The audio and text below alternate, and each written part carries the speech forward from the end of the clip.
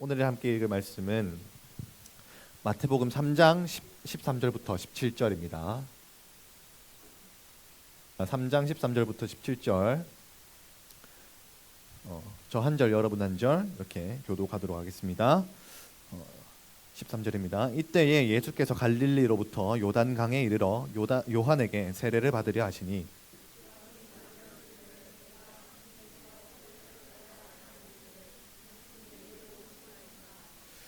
예수께서 대답하여 이르시되 이제 허락하라. 우리가 이와 같이 하여 모든 의를 이루는 것이 합당하니라 하시니 이에 요한이 허락하는지라.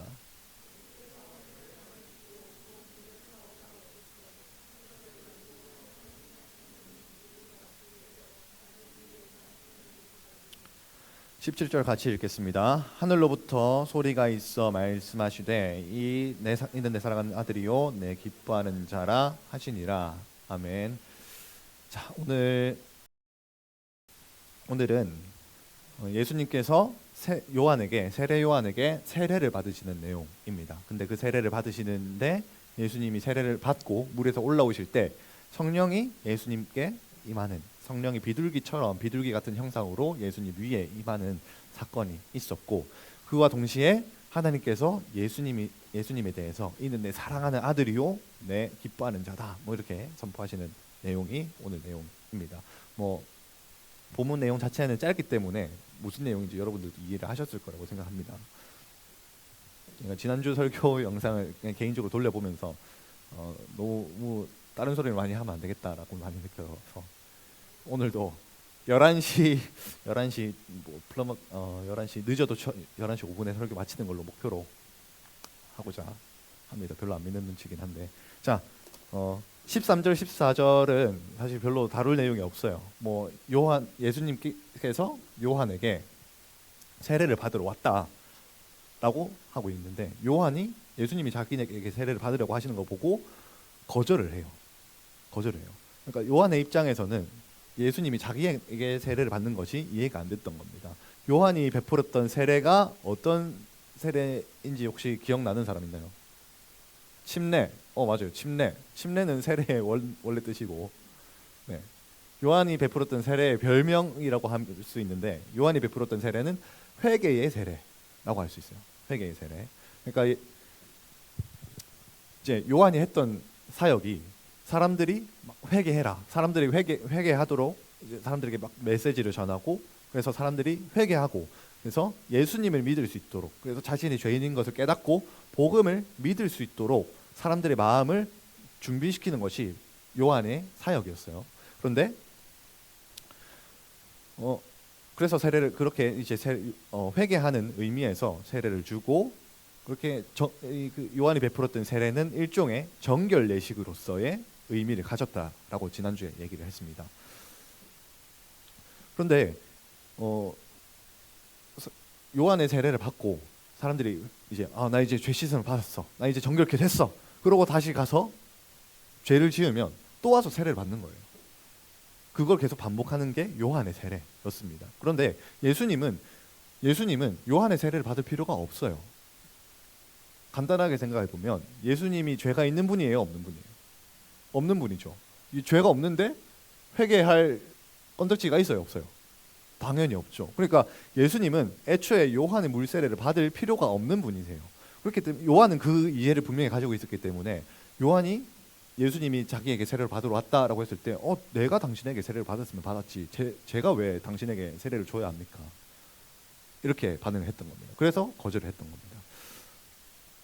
근데 예수님의 대답을 듣고 요한이 왜 세례를 줘야 되는지에 납득을 합니다. 15절 말씀인데 PPT 화면 띄워진 거 같이 한번 읽어보겠습니다. 시작. 예수께서 대답하여 이르시되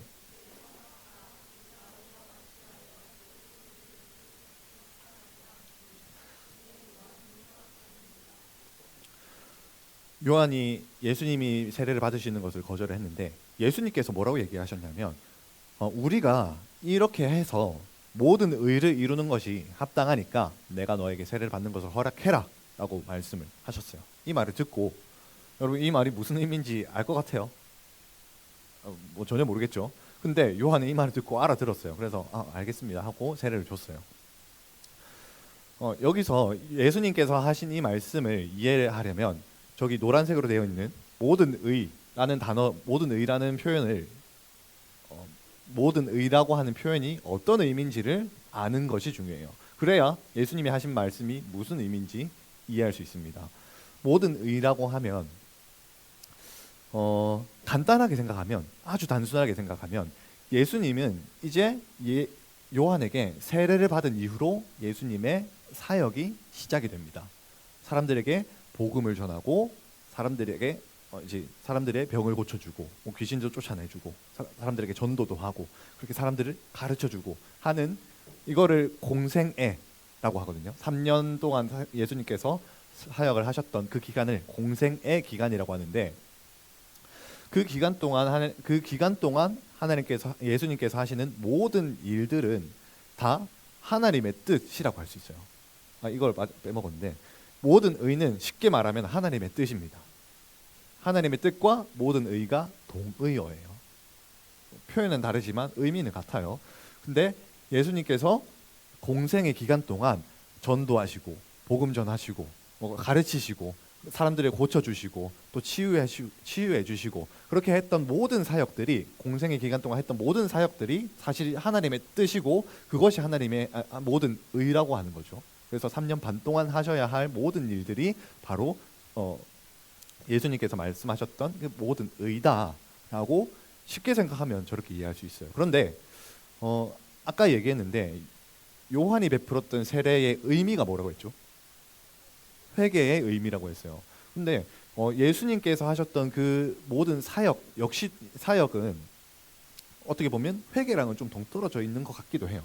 그렇다면 예수님께서 왜 이 땅에 오셨는지를 우리가 생각해 봐야겠는데, 예수님께서 이 땅에 오신 궁극적인 목적이 뭐라고 했는지 기억나는 사람 있나요?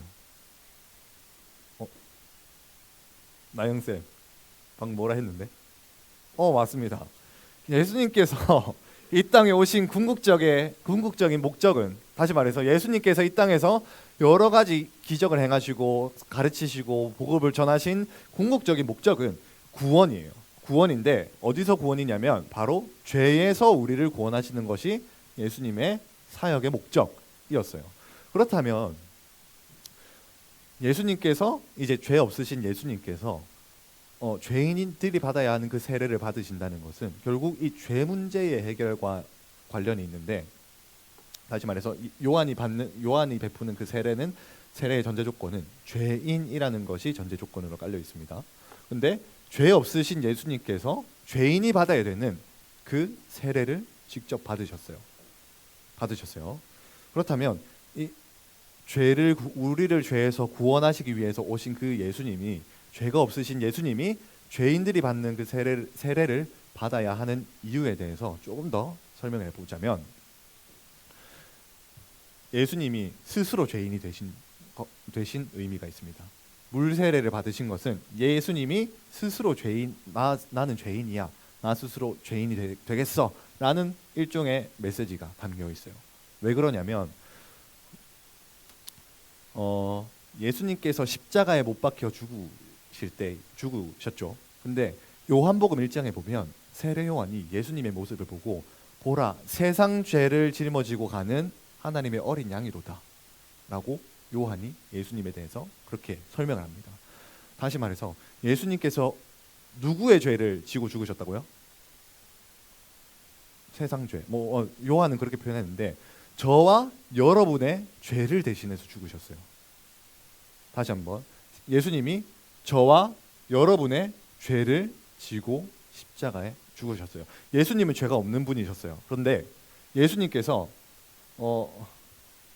희원이의 죄를 위해서, 그리고 여기 누구냐? 이름 뭐야? 연우의 죄를 위해서, 그리고 미안하다, 이름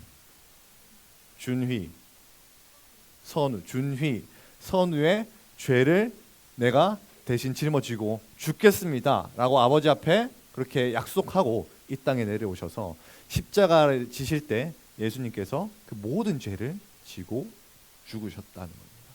그래서 원래는 우리가 죄의 결과로 죽었어야만 했어요. 그렇지만 그 죽음은 단순히 우리가 막 육체가 죽는 것을 의미하는 게 아니라 죽음 이후에 있는 지옥 심판을 얘기하는 건데, 우리가 죽음 이후에 지옥, 우리 죄 때문에 지옥에 가야 했는데 예수님께서 십자가에서 우리의 죄를 대신 짊어지고 죽으심으로써 우리가 가야 할 지옥을, 예수님께서 그 지옥 심판을 대신 받으시고 우리는 이제 예수님을 믿는 그 순간부터는 우리에게 천국이 약속되었다라는 것이죠. 그래서 예수님 스스로는 죄가 없으시지만 우리 죄를 대신 짊어지심으로써 스스로 죄인이 되신 것을 의미합니다. 예수님이 받은 물세례는 바로 그런 의미를 가지고 있습니다. 네. 그러면 그래서 모든 의라함은, 예수님께서 말씀하신 모든 의라함은, 물론 간단하게 생각하면 예수님께서 3년 동안 활동하신 그 공생의 기간을 의미할 수도 있지만, 구체적으로 좀 더 정확히 회개의 세례의 의미와 연관지어서 모든 의를 생각한다면 결국 예수님께서 하신 그 말씀인 모든 의는 예수님이 십자가에서 죽으시는 그 대신 우리 죄를 속죄하여 주시는 사건과 연관되어 있습니다. 그래서 예수님께서 자신 스스로 죄인이 되시고 죄인의 자격으로서 물세례를 받았다라는 거예요. 그런데 여기서 중요한 일이 일어납니다. 16절 말씀인데 같이 한번 읽어보도록 하겠습니다. 시작. 예수께서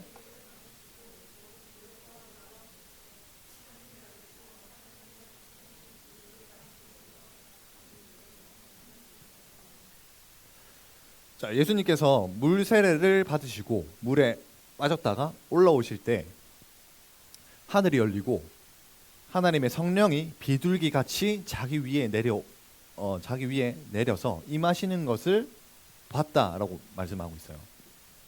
뭐 누가 봤는지 정확한 주체를 쓰진 않았지만 뭐 여러 성경 구절들을 종합해서 봤을 때 예수님이 보셨을 거고, 세례 요한도 이 광경을 본 걸로 저는 추측을 합니다.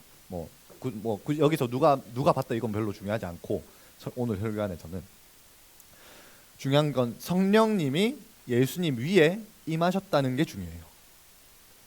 이 얘기를 하기 위해서 좀 오늘 여러분들한테 조금 어려운 이야기를 해야 될 것 같은데, 여러분 성령 세례라는 얘기 들어보셨나요? 성령 세례라는 얘기를 들어보셨죠? 혹시 그러면 성령 충만에 대해서 들어보셨나요? 성령 충만. 네. 성령 세례와 성령 눈 감고 있는데 들어야 된다. 들어야 된다. 성령 세례와 성령 충만에 대해서 우리는 많이 들어봤어요.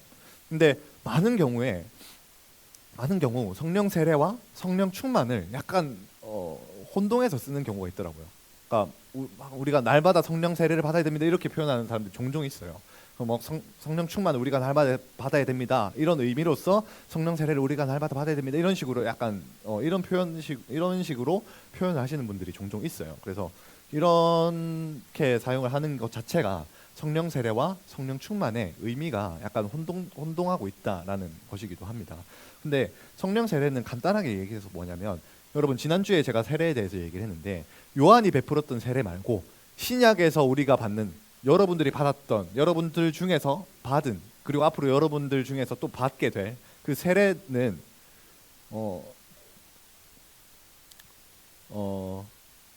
여러 번 받는 건가요? 아니면 한 번이면 되나요?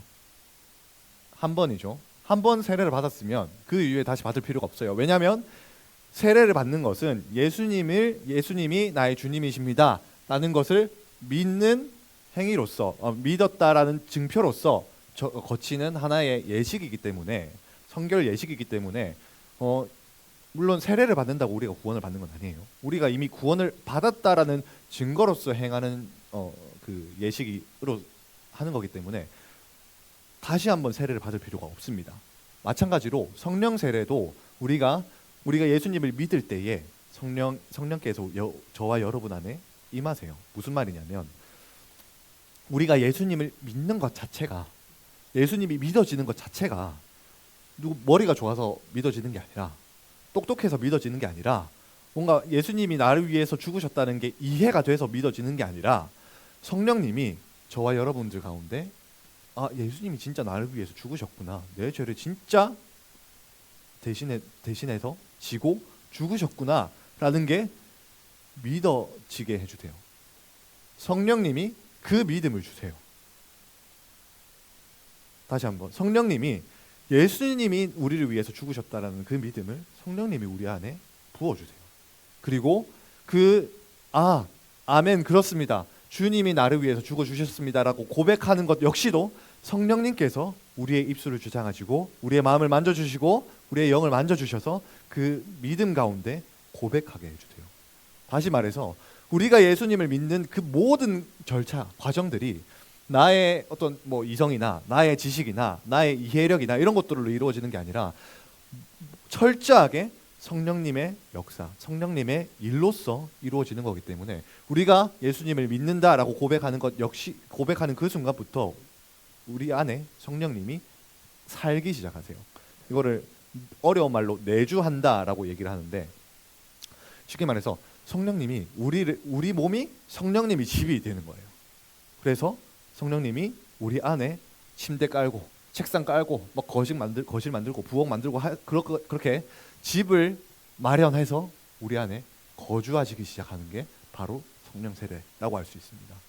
그래서 물론 사도행전에 보면 성령 막 이제 사람들이 물 세례를 받을 때 아니면 사도들에게 막 기도를 받을 때 그렇게 그때 성령 세례를 받는 사건들이 사도행전에 몇몇 나와요. 근데 거기서 보면 굉장히 좀 역동적인 현상들이 일어납니다. 은사가 나타나고 방언을 하고 이 얘기를 하면 또 시간 막 훌쩍 지나갈 것 같아서 얘기는 패스를 하도록 하겠는데, 어찌됐건 여기서 중요한 건 성령 세례는 우리가 예수님을 믿는다라고 고백할 때, 성령님을 통해서 우리가 믿음의 고백을 할 때 그때 우리에게 성령 세례가 이루어지는 거예요. 그래서 성령 세례는 마치 우리가 물 세례를 한 번 맞는 것처럼 성령 세례도 한 번이다, 이렇게 이해를 할 수가 있습니다. 그렇다면 성령 충만은 한 번이 아니라 우리가 지속적으로 추구해야 되는 삶이에요. 성령 충만. 성령 충만이라고 했을 때 이 충만하다라는 이 단어의 성경적인 의미를 보자면 저 상태입니다. 물이 가득 차가지고 넘칠랑말랑한 상태예요. 그래서 저게 한 방울, 두 방울 떨어져 있기만 하더라도 바로 넘칠 만한 저 상태가 바로 성령 충만의, 그러니까 충만하다라는 상태, 성경적인 의미가 바로 저 상태거든요.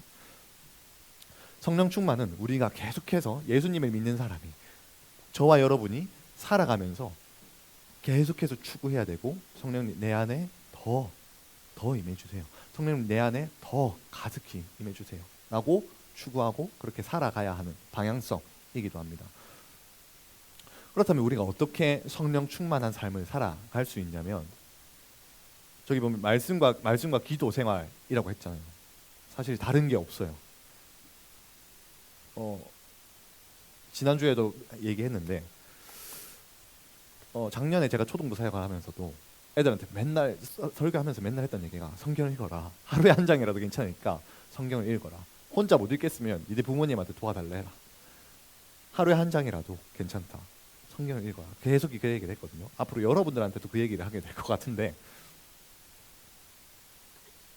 성령 충만은 다른 것을 통해서 이루어지는 게 아니라 말씀 읽고 기도하고 이 생활을 지속적으로 하는 거예요. 꾸준히 하는 거예요. 이거밖에 없습니다. 지난주에 제가 성경 읽은 얘기에 대해서 잠깐 얘기를 했어요. 제가 막 24살 때 처음 성경 통독을 하고, 그러고 나서 그 성경 통독을 한 거에 대해서 성취감이 있어서 그 뒤로부터 계속 이제 성경 막 읽기 시작했거든요. 지난주에 누가 하루에 몇 장씩 읽었냐 물어보는데, 뭐 이제 좀 바쁠 때, 학교 다닐 때는 하루에 뭐 적게는 5장, 보통 한 10장, 그 방학 때는 한 20장, 하루에 20장, 뭐 많으면 30장, 40장 뭐 이렇게 읽기도 했어요. 하루에 10장 읽는 게 쉬운 것 같지만 못해도 1시간 반은 걸려요. 진짜 정독해서 읽으면. 근데 읽다 보면 속도가 붙거든요. 근데 아무튼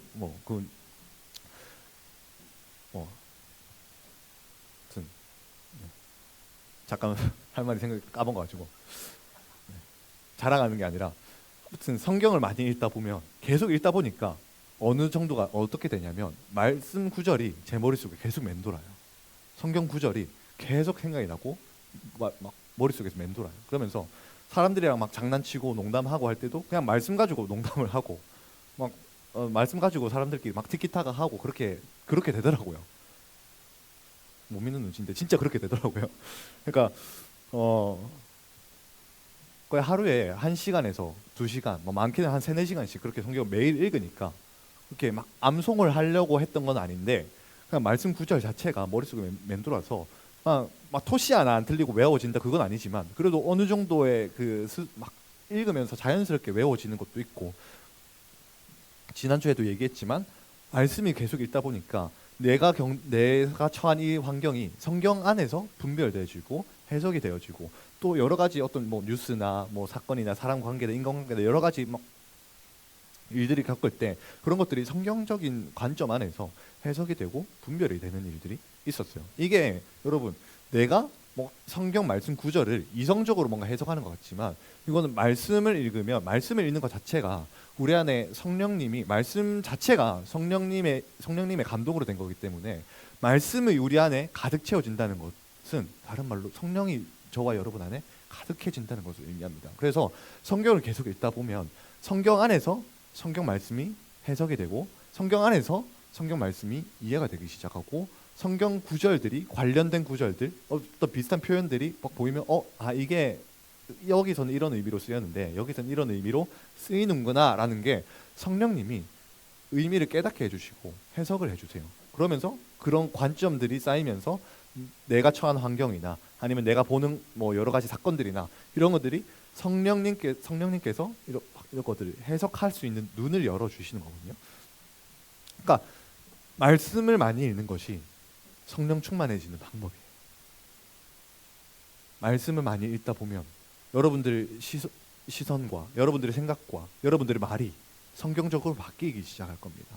그것이 성령 충만의 방법이고, 더 나아가서 그것이 여러분들의 삶이 말씀으로 향하는 방법입니다. 근데 말씀만 읽는다고 다 되는 건 아니에요. 제 주변에도 말씀 진짜 많이 읽는데 암송도 많이 하시는데 좀 이상하신 분이 있긴 해요. 그러니까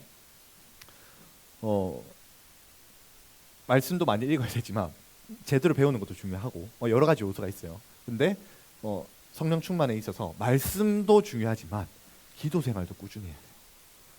우리 삶 가운데, 저와 여러분의 삶 가운데 뭔가 어떤 어려움이 있다. 성령님 이거 어떻게 해야 됩니까? 하나님 이거 어떻게 해야 될까요? 말씀을 읽을 때 깨달을 수 있는 지혜를 주세요. 그러다 보면 말씀 안에서 모든 것이 해석되진 않을 수 있어요. 그렇지만 하나하나씩 말씀을 통해서 이 문제가 어떻게 해결해야 될지, 말씀 안에서 이 문제는 이렇게 적용할 수 있구나, 이 문제는 말씀을 이렇게 적용해서 해석할 수 있구나 라는 것이 보여지고 해석될 때가 있을 거예요. 그렇기 위해서 우리는 계속해서 말씀 읽고 기도하는 생활을 꾸준히 해야만 합니다. 그래서 예수님도 습관을 따라서 기도하러 가셨어요. 예수님 자체가 말씀이시기 때문에 말씀이시기 때문에 예수님은 말씀을 막 그렇게 읽을 필요는 없으셨겠죠. 그럼에도 불구하고 예수님은 습관을 따라 기도하시면서 매일매일마다 하나님 제가 어떻게 해야 될까요? 하나님 제가 어떻게 오늘 하루 살아야 됩니까? 오늘 하루 누구에게 복음을 전해야 됩니까? 그렇게 하나님의 뜻을 묻고 성령 안에서 인도함을 받았던 분이 바로 예수님이에요.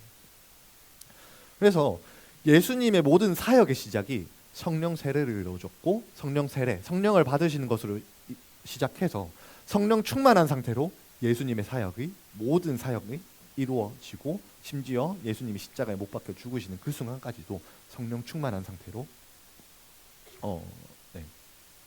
예수님의 뜻을, 예수님이 하셔야 할 그 사명을 감당해 나가셨다라는 것이 오늘 말씀을 통해서 배울 수 있는 교훈인데, 그렇다면 17절 말씀입니다. 17절 말씀 같이 한번 읽어봅시다. 시작. 하늘로부터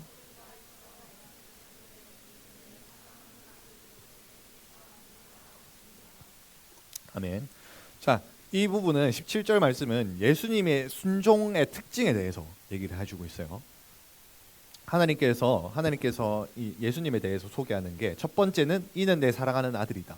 두 번째는 이는 내 기뻐하는 자다. 이 두 가지를 가지고 있는데, 이 두 가지로 소개를 하는데, 내 사랑하는 아들이다. 이 의미는 쉽게 말해 단순하게 생각하면 진짜 말 그대로 예수님이 하나님의 아들이라서 그런 것도 있지만, 성경에서 말하는 아들의 덕목, 자녀의 덕목은 아버지의 말씀에 순종하는 게 자녀의 덕목이에요.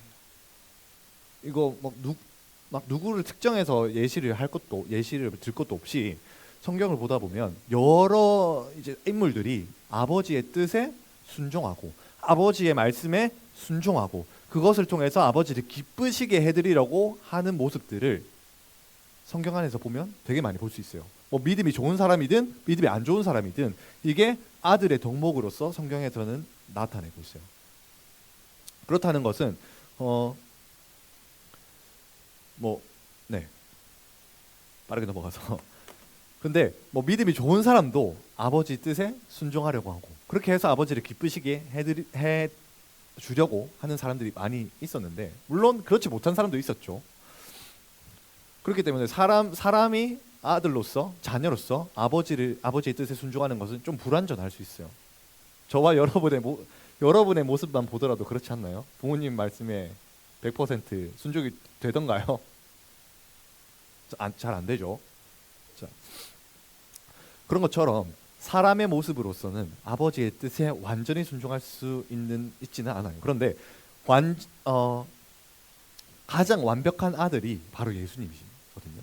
근데 예수님께서 가장 완벽한 아들로서의 모습을 보여주신 것은 하나님의 뜻에 억지로 순종하신 것이 아니라 하나님의 뜻에 기쁨으로 자발적으로 순종하신 것에 있어요. 예수님의 순종은 특히 아들로서 나타난 예수님의 순종은 자발적인 순종입니다. 자발적인 순종.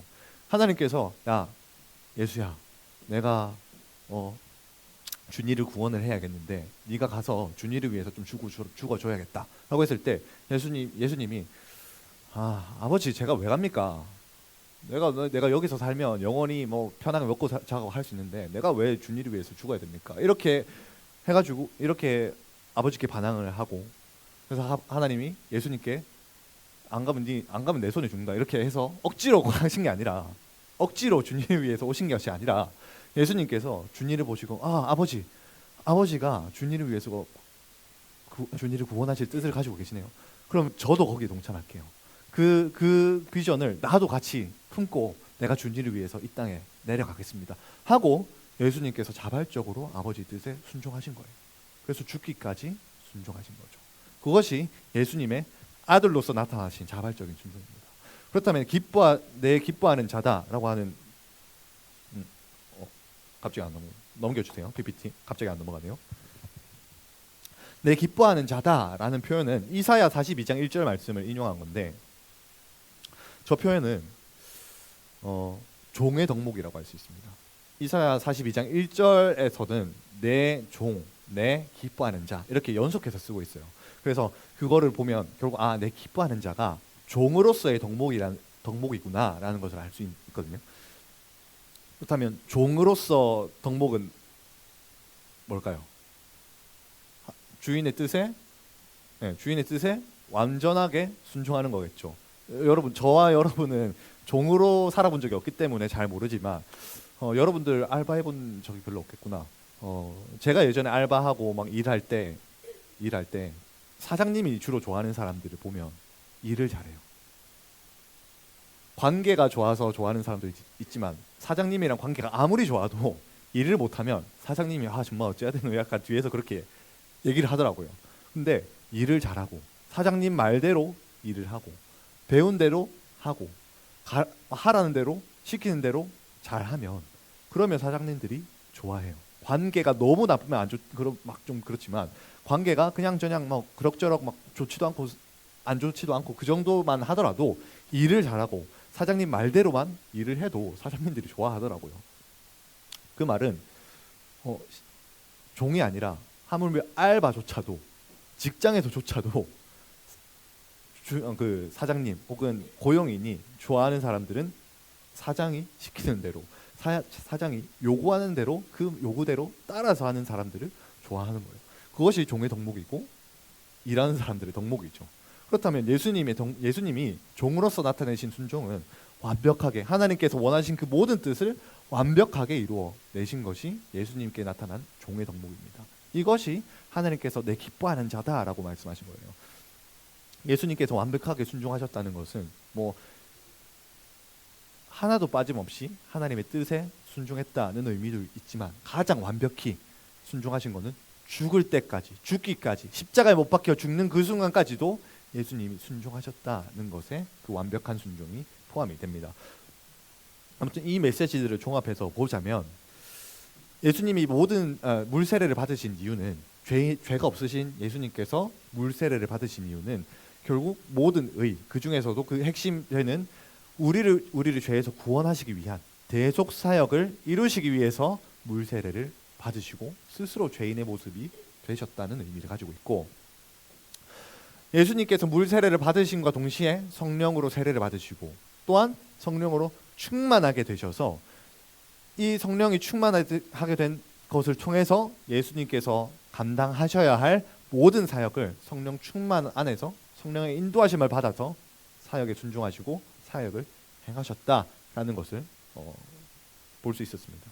그리고 그 예수님이 사역을 하시는 데 있어서 사역의 특징, 순종의 특징은 자발적인 순종이셨고 또 하나도 빠짐없이 모든 것을 하나님의 뜻대로 행하신 완벽한 순종이었다라고 하는 것을 볼 수가 있습니다. 이러한 자발적인 순종과 예수님이 행하셨던 자발적인 순종과 그러한 완벽한 순종은 또한 우리에게도 예수님께서 모범을 보여주시는 건데, 그렇다면 이것 역시도 저와 여러분들의 삶 가운데서 주어지는 순종의 과제 역시도 우리는 내 힘과 내 능력으로 하는 것이 아니라 성령 충만으로, 성령이 충만해져서 성령의 인도하심 안에서 우리가 하나님의 뜻에 여러분들에게 주어진 순종의 미션들을 하나하나씩 이행해 나가고 취해 나가는 것이 저와 여러분들이 배울 수 있는 메시지입니다.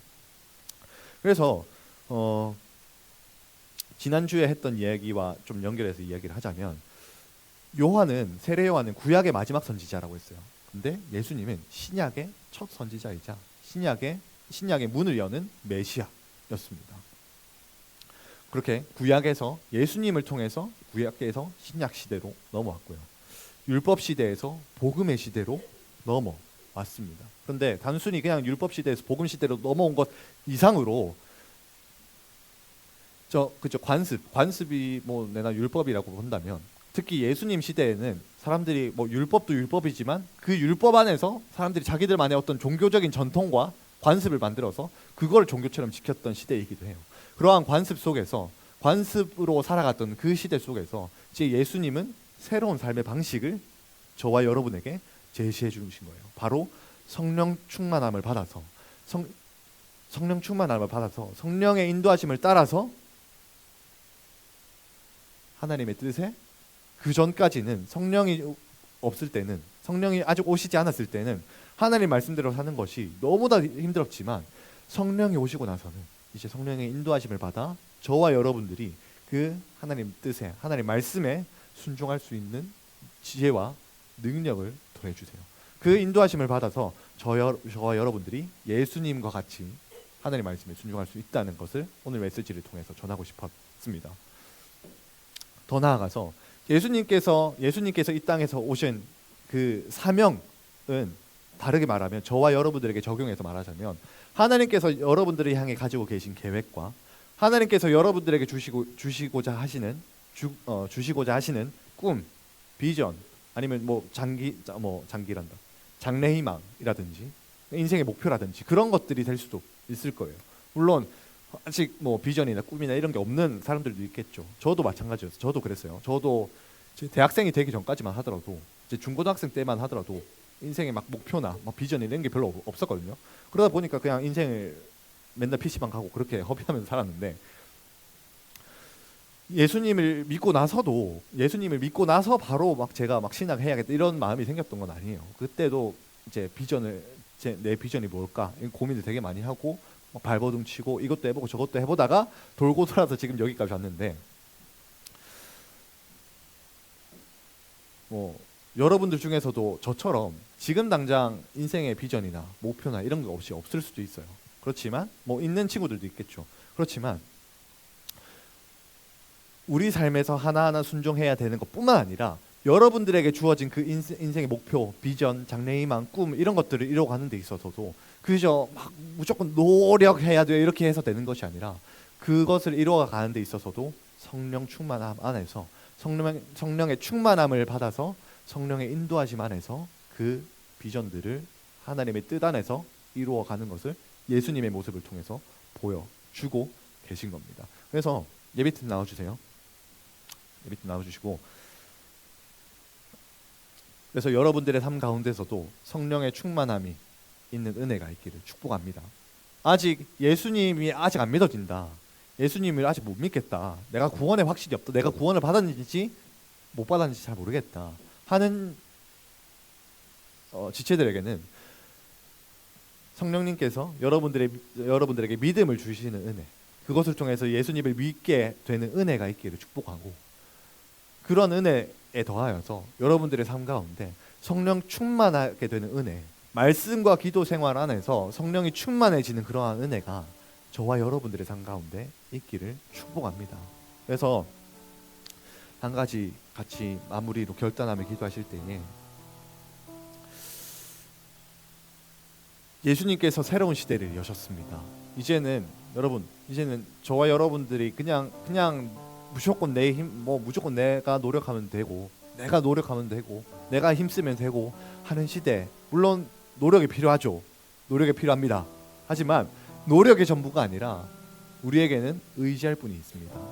예수님께서 임마누엘 하나님으로 임하셨던 것처럼 하나님께서 성령으로 예수님과 동행하시고 그것을 통해서 예수님께 하나님께서 임마누엘 하셨던 것처럼 이제는 성령님께서 저와 여러분과 함께 하심으로써 이것을 통해서 예수님께서 말씀하셨던, 하나님께서 말씀하셨던 그 임마누엘이 지금 저와 여러분이 누리고 있는 그 약속인데, 지금 이 시간 한 가지 같이 기도하실 때 성령님 저에게 믿음을 주십시오. 예수님이 믿어지는 은혜를 더하여 주시고, 또 예수님 하나님 뜻대로 살아갈 수 있는 하나님께서 저에게 주신 그 비전과 하나님께서 저에게 주실 그 꿈이 내 힘으로 내 능력으로 이루는 것이 아니라 성령 충만함 안에서 성령의 인도하심을 받아서 이루어갈 수 있는 은혜, 성령의 인도하심을 받는 은혜를 허락하여 달라고, 그렇게 첫 번째는 믿음을 달라고, 또 성령의 인도하심을 받을 수 있는 은혜를 달라고, 이 두 가지로 놓고 함께 기도하셨으면 좋겠습니다. 기도하시겠습니다. 주님 감사드립니다. 주님, 이제는 우리의 뜻대로 살아가는 것이 아니라 성령께서 우리에게 약속대로 성령을 부어주셨으니 성령으로 인하여서 우리가 주님을 믿을 수 있는 믿음을 허락하여 주시고, 성령 안에서 우리가 성령 충만함을 받아서 성령 안에서 우리가 성령의 인도하심을 받으며 그렇게 우리에게 주어진 모든 하나님의 뜻을 이루어 드리는 그것을 통하여서 저와 여러분들 우리 모두에게 계획하신 하나님의 뜻이 성령을 통하여서 이루어지고, 그것을 통해서 우리가 예배자로 나아가고, 그것을 통하여서 우리가 거룩한 삶으로 나아가고, 그것을 통하여서 하나님께 영광 올려드릴 수 있는 중고등부 될 수 있도록 주님 은혜 베풀어 주옵소서. 감사드리며 이 모든 기도 주님의 우리 주 예수 그리스도의 이름으로 기도드립니다. 아멘.